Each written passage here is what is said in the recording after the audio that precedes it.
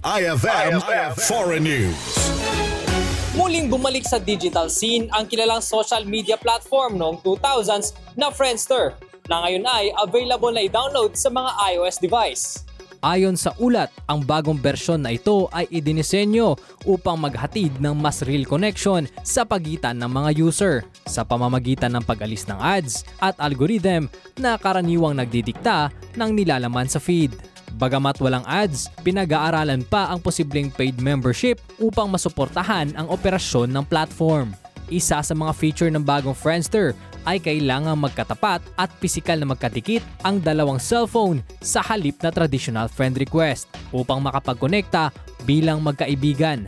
Sa ganitong setup, layunin ng app na mapanatili ang mas tunay at limitadong social circles kung saan hindi basta-basta nakakapasok ang mga estranghero. Mayroon ding feature na Friend of Friends na nagpapakita ng mga mensahe mula sa magkakaibigang konektado sa isa't isa. Habang ang fading connections naman ay unti-unting nagpapahina ng ugnayan kung hindi nagkakaroon ng physical tap ng devices sa loob ng isang taon.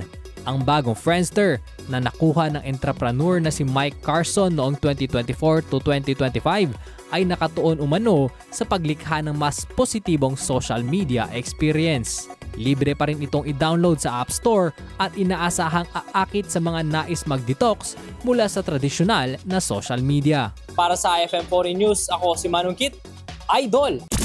IFM News.